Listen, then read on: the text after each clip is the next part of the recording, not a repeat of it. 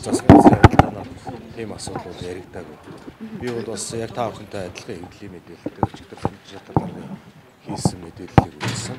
За өнөөдрийн засгийн газрын хуралдаан дээр яг энэ асуудлаар ямар нэгэн байр суурь асуудал авч хэлцээ. Та засгийн газрын гишүүний хувьд одоо толгойд ерөнхий сайдын шийдвэрийг ер нь юу гэж харж байгаа вэ? Ерөнхий сайдын шийдвэр бол ерөнхий сайдын өөрийнх нь одоо бүрэн эрхийн асуудал, хууль заасан асуудал байна. Монгол Ардны намын баг хуралтай холбогдуулан одоо намын даргын асуудал үргэлжилсэн. Тэгэхээр та бас энэ хурал суусан уу? Энэ хурлаас гарсан шийдвэрээр нь өөрөө хэр зөв шударга төгөлдөр гэж үзэж байгаа юм. Өөрөө суусан. За ер нь бол манай намын дүрм усын дэд шүүхт бүртгэлтэй байна. Энэ дүрмийн дагуу бол бас одоо хоёр дахь шатны сонгуул явж нэг хүнийг одоо албажуулах, сонгох ийм л одоо болсон гэж ойлгож байгаа. Тийм учраас энэ бол одоо намын одоо журмаар улсын дэд шүүхт бүртгэлгүй намын одоо дүрмийг зөрчиж журмаар асуудал шийдсэн гэж ингэж миний хувьд бол харж байгаа. Энэ намын даргын зодон гэдэг тайлбарыг зарим улс төрчид өгч ин л да. Тэгэхээр таны хувьд одоо яг юу гэж дүгнэлттэй байгаа вэ? Өөрөөр хэлбэл заавал хууль зүйн сайдыг сольжиж энэ асуудлыг шийднэ гэж харж байгаа юу? За энэ бол миний одоо мэдэх, миний одоо хариуцах юм асуудал бол биш.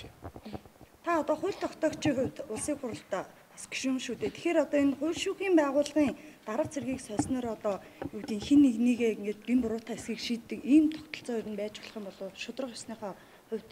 За энэ бол яг би түрүү хэлсэн ерөнхий сайдын өөрийнх нь бүрэн эрхийн асуудал. Гэхдээ зөвхөн нэгдүгээрт одоо энэ нийгэмд үүсээд байгаа нэг хоёр талд болцсон юм шиг одоо асуудлууд одоо нийгмийн сүлжээ, сошиал ер нь иргэдийн дунд ч гэсэн одоо яригдаад эхэллээ шүү дээ. Тэгээ энэ асуудлыг одоо нэг талд нь одоо гаргахын тулд одоо энэ хоёрыг шударга үнний одоо хоёр ч удаа их хурд сонгогдсон. Манай Баян зүрх дүүргээс одоо надад сонгогдсон. Энэ утгаараа одоо бас тавьсан болов уу гэж харж байгаа. Төв цэвэрлэх байгууламж заашаалтан байна. Төв цэвэрлэх байгууламж уг нь одоо энэ 10 сард ашиглалтанд орох байсан. Гэхдээ бас нэг гэрээний хугацаа бас жоохон хойшлогдож байгаа. Эх оны одоо хавар бол орохоор болсон.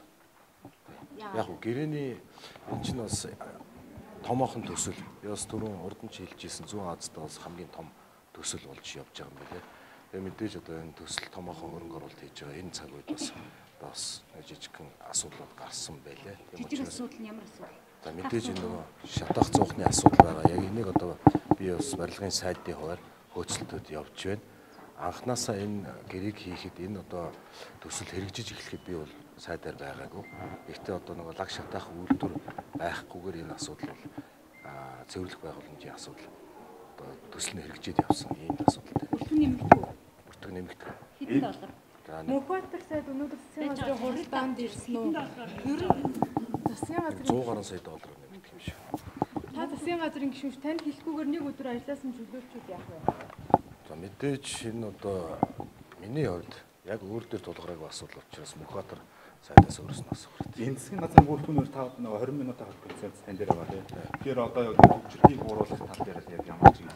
Хотын одоо өмсөл баримтлалыг бид нар яг одоо манай яамн дээр бас боловсруулж байна. Тэгээд засгийн газраар оруулж одоо засгийн газраар дэмжүүлж улсын хурд өргөн барихаар ажлын хэсгүүд гарцсан ажиллаж байгаа.